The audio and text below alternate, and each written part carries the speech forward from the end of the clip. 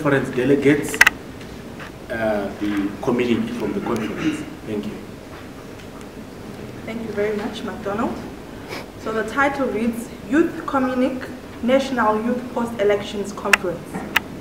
We, 77 participants at the National Youth Post-Elections Conference, running under the theme, Good Governance and Democracy, creating safe spaces for effective youth participation beyond 2018, representing youth from the 10 provinces and youth representative of the following sectors: civil society, social movements, students, political party youth, wings of namely Zanu-PF, MDCA, and Transform Zimbabwe, pressure groups, junior councillors, academia, church, youth with disabilities, and journalists.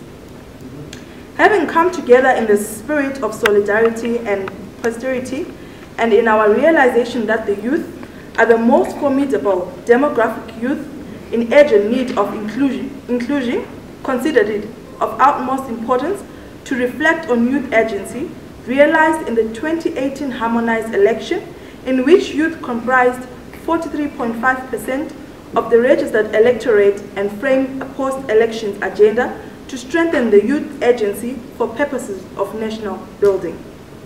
Fully attached to the virtues and values of the Zimbabwean Constitution and aspirations for our youth enshrined in Section 20 of the Constitution and in the Zimbabwe National Youth Policy, which form the foundation for our concept of the rights of youth in all spheres of life, which include social, economic, and political, among others.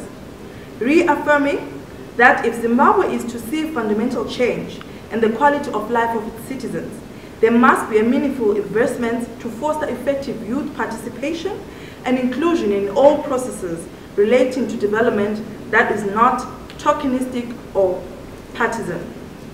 Noting with concern the vulnerabilities and situation of Zimbabwean youth, many of whom remain marginalized from and within governance processes and national building issues, whom endure many inequalities in the form of access to resources and information, be it income, wealth, and power, unemployment, access to education, access to social services, exposure to violence, including gender and political violence, and experiencing various forms of discrimination and manipulation in their quest to occupy their space at the table on matters of national building, and acknowledging the increasing call and recognition of youth as agents of social transformation and as torchbearers in any nation-building process, and the need to equip and mobilize the demographic dividend of Zimbabwe, which are the youths, to drive the development agenda at the local, national, regional, and international levels. Following the discussions and interactions, we have adopted the following resolutions. Petition the Parliament of Zimbabwe.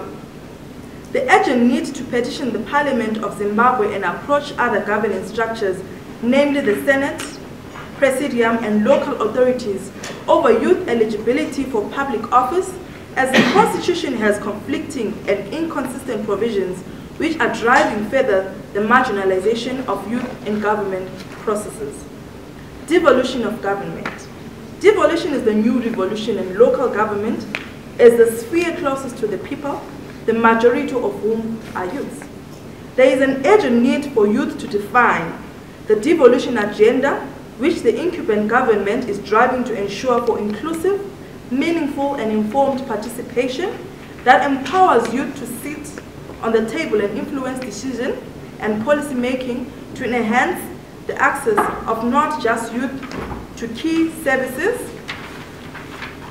such as quality health, including access to sexual and reproductive health, quality social services, delivery, amongst others. Economic empowerment of youth. We call upon the Minister of Youth to engage in broad-based consultation with the youth towards the implementation of National Youth Program that will economically empower the youth, that is non-partisan as provided for under Section 20 of the Zimbabwean Constitution Act 2013. The 25% quota for youth in economic issues must be enforced to drive real youth empowerment. National Youth Policy. We again call upon the Minister of Youth to implement policies and adopt laws supported by the necessary administrative and technical infrastructure to enhance the economic development, empowerment, and emancipation of the youth. In this regard, we recommend the review of the current national youth policy, through a stakeholder process that involves youth for the creation of a new policy framework for youth, which must be supported by an Act of Parliament to ensure that government implements the provisions. We also recommend the repealing of the Zimbabwe Youth Council Act of 1997, as this is not consistent with the provisions of the Constitution. All this in consultation with youth. Protection of youth from exploitation and harmful practices. We call upon the Minister of Youth to adopt specific measures to ensure that the state institutions and state machinery are not manipulated by any state and non-state actors for the purposes of intimidation, violence, or stifling the voice of the youth. We further call upon the government to ensure that state institutions and state machinery will serve and not subvert the will of the youth through a specific pro-youth regulatory framework of the state institutions and other state machinery. Youth empowerment. We call upon the Minister of Youth to create mechanisms that support youth ideas, innovation, and job creation. This can be achieved through financial inclusion, effective policies, and capacity building programs that enhance employability and supporting youth entrepreneurship, which includes vocational training, youth accessing land, and government investing in innovative industries. Strengthening youth agency. There is an urgent need for an elaborate strategy to be crafted for youth that ensures their active participation over the next 5 years leading to the election. In this strategy, youth must be empowered and positioned to occupy public office to ensure that the agency leads to social transformation. All barriers to youth accessing public office must be removed forthwith. And lastly, peace and security. We commit ourselves to be agents and ambassadors of peace, shunning and rejecting violence, and further commit ourselves to initiate and take part in all peace-related efforts at individual, collective, community, societal, national, and international level. We further commit to take necessary measures to implement UN Security Council Resolution 2250 on youth, peace, and security. In this, we remain cognizant of the role of duty bearers to ensure that youth enjoy the right to peace. Thank you. On the first question, which methods are going to be used to make sure that the petition is upheld and practiced? So first and foremost, it's very important, it's of paramount importance for us as the youth, as the leaders, as executive directors of different youth organizations to understand and know the petition, to educate the youths about the petition and what it upholds and what we need to know. Beyond that, it is very important for youths to apply this petition and know it by heart, and probably hold several workshops, podcasts, and public dialogues that can further enhance the knowledge not only to leaders who are here, but also to high school students, to primary students who are assumably, or rather who are the leaders of today and not tomorrow. So it is very important for the information or the youth community to cascade also to the young leaders and everyone else who is assumably a youth and describes themselves as a youth. So this is one of the most important things that needs to be highlighted and noted by each and every individual in this place. Okay. And I think just to weigh in on what she's also been saying, I think from the reading of the community, you also understand that most of the issues that were raised had an aspect of urgency. And I think, we've got an exciting opportunity, or rather a window of opportunity as young people in the country, which is having, you know, a youthful minister.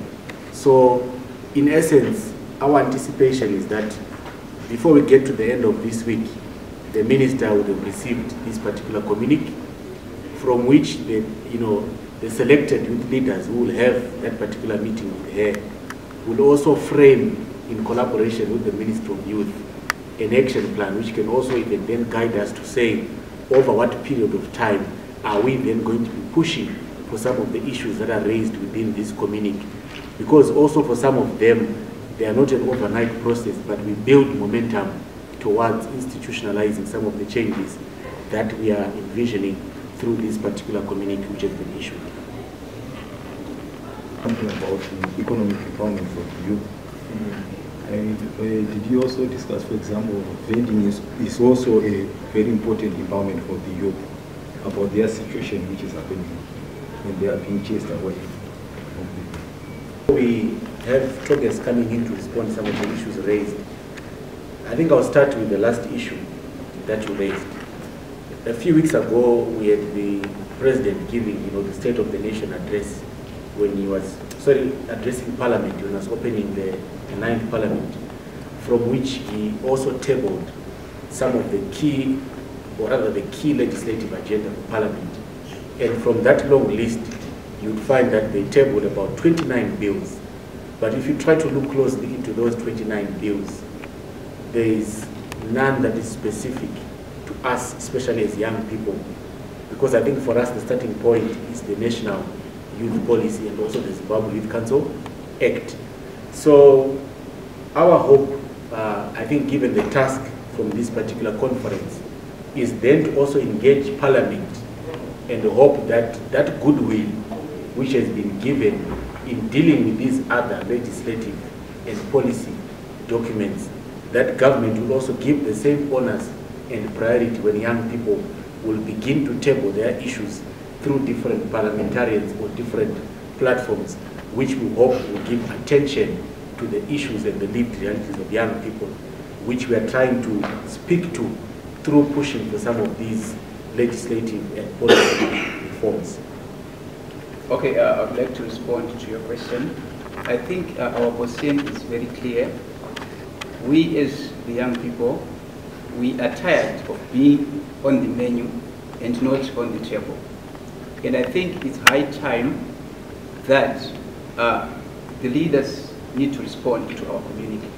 And I'm sure that we need to change the narrative of the leaders always talking about youth, but not working with youth.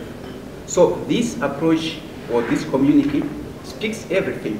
And I think if we effectively engage the government or the responsible ministries, I think they are going to positively respond to our call.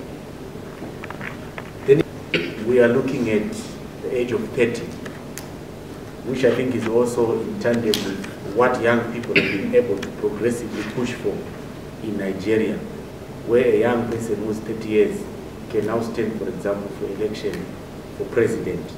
And I think that would also allow most youth that are within the brackets of 30 to 35 to also gain access to public offices, such as the Presidium and also the Senate, which are currently at 40 years. As we are saying, the Constitution for senatorial and for the Presidium, it sets age at 40. So we're saying that through the petitioning process, we want to revise this number downwards to come down to 30, to ensure that the youth as defined by the Constitution of Zimbabwe, which is 15 to 35 years, those falling within the 30 to 35 years category can actually stand for public office to be considered for senatorial and for presidential positions.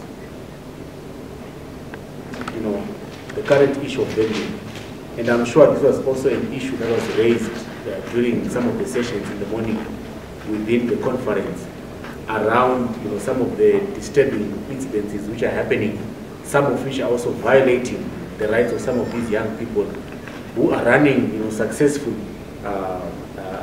vending enterprises, given how difficult, the economy is. And I think for us, what we continue to push for is the recognition of the informal economy. Because if you look at their contribution when it comes to gross domestic product, and also even dealing with that acute problem of unemployment, you'd find that vending on itself, that informal sector on itself, it is actually supporting families and providing livelihoods for most of the young people that remain unemployed, even after having graduated from the different universities that we have in the country.